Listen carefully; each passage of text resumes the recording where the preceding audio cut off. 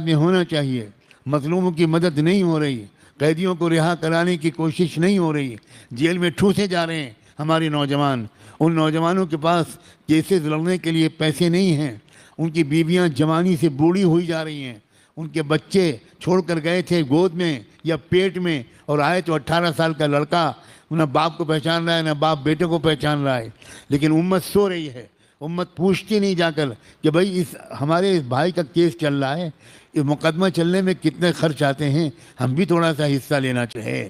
اے لوگوں, میں سخت لفظ جمعے کے دن رمضان میں نہیں بولنا چاہتا, لیکن میرا دل دکھا ہوا بہت دکھا ہوا ہے.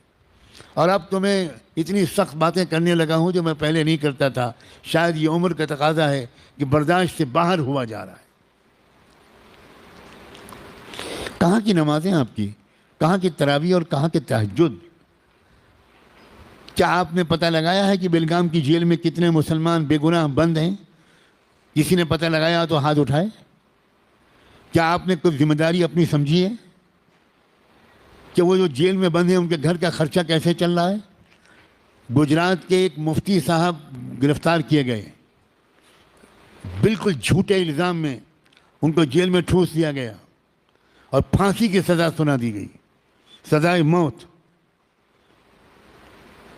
1 سال گزرا, 2 سال, 3 سال, 4 سال, 5 سال, 8 سال, 10 سال, یہاں تک کہ ان کی بیوی نے پریشان ہو کر, اس پریشانی کا تصور بھی میں اور آپ نہیں کر سکتے جو صبح شام شاندار سحری افطاری اپنے بستروں پر کھاتے ہیں, اس بیوی نے خودکشی کرنے کا فیصلہ کر لیا کہ اپنے 3 بچوں کا گلا دبا کر خود بھی زہر کھا کے مر جائے. کیا کرتی بیچاری, کسی نے پوچھا ہی نہیں. شروع میں 2-4 دن لوگ آئے, اس کے بعد سب ارے بھائی ان کے اوپر کیس چل رہا ہے, ان کے گھر نہیں جانا, ان کو فون نہیں کرنا ورنہ پولیس ہم کو بھی پکڑ لے گی. لا حول ولا قوت الا باللہ. مسلمانوں کو انہوں نے سمجھایا کہ اللہ اب طاقتور نہیں رہا, اب اللہ کمزور ہو گیا, اب اللہ RSS کے مقابلے میں کمزور ہے, اب اللہ BJP کے مقابلے میں کمزور ہے. کیا ہو گیا ہے تمہارے ایمان کو مسلمانوں؟ کون ہے اللہ جانتے ہو؟ کیا حیثیت ہے BJP اور RSS کی؟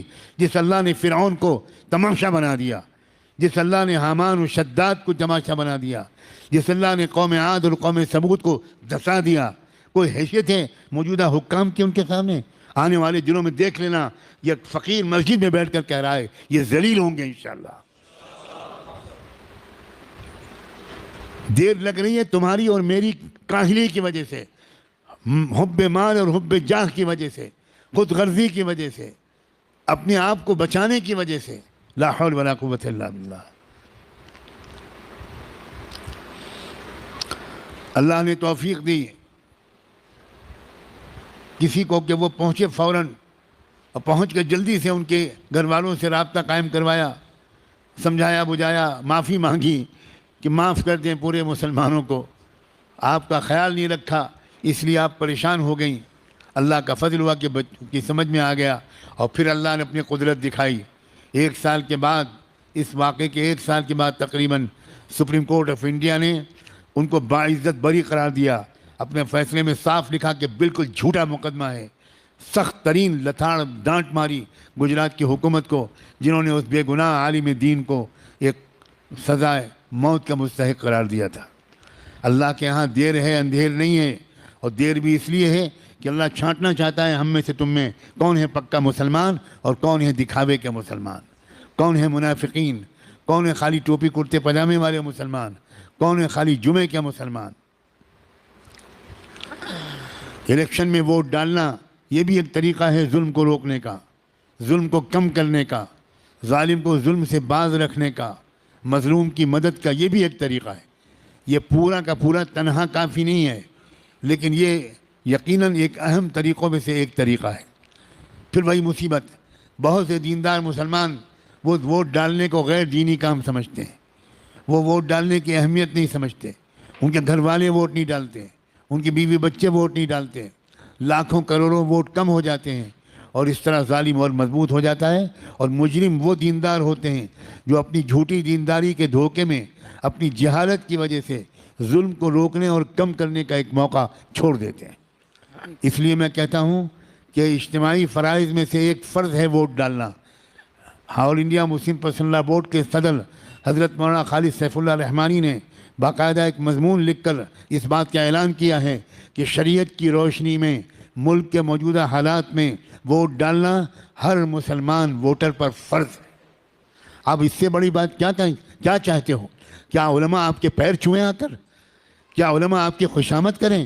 آپ علماء کو کتنا ذلیل کرو گے، اپنے خیر خواہوں کو کتنا۔ یہ حضرت کیا فرما رہے ہیں کہ اگر ہم نے اپنی نوجوانوں کی حفاظت نہ کی یا کوئی مصیبت میں ہے اس کی مصیبت میں ہم نے اس کا ساتھ نہ دیا، اس کی پریشانی کو ہم نے اپنی پریشانی سمجھ کر دور نہ کیا، یا اپنے بھائی کا جیسے حدیث کے اندر فرمایا گیا المسلم واخو المسلم، مسلمان کا بھائی ہے۔ حضرت نے کیا فرمایا کہ ایک واقعہ سنایا کہ ایک مرتبہ ہمارے ایک مفتی صاحب کو گرفتار کر لیا گیا، ان پہ ناحق مقدمہ چلایا گیا، ان کو پھر اس میں سزائے حتیٰ کہ سزائے موت سنائی گی۔ جو ان کے گھر والے تھے، ان کی جو اہلیہ تھی، اس نے کم سے کم انہوں نے فرمایا 1 سال نہیں، 2 سال نہیں، 4 سال نہیں، 8 سال نہیں، 10 سال نہیں، بلکہ کتنی اس کی 10 سال کے بعد جب وہ تنگ آئی، جب اس کو بہت زیادہ پریشانی ہونے لگی، تو اس نے کیا سوچ لیا کہ مجھے کیا کرنا چاہیے، سوسائڈ کرنا چاہیے، مجھے اپنے بچوں کا اور خود کا گلا دبا کر اپنے آپ کو مار لو۔ یہ کون سی ہماری مسلمانی ہے؟ ہم ڈرتے نہیں جی، بلکہ ہمیں پوچھنا چاہیے اس کا کیا مسئلہ ہے، اس کا کیا کیس ہے، اس کو کیا نہیں ہے، کیا نہیں ہے۔ یہ تو مسلمان کی ذمہ داری ہے۔ اگر ہم ایسا نہ کیا تو حضرت نے آپ کو بتا دیا ہے۔ تو حضرت کو اللہ سلامت رکھے اور ان کا سایہ ہمارے سروں پر تا دیر قائم فرمائے۔ وآخر دعوانا الحمدللہ رب العالمین۔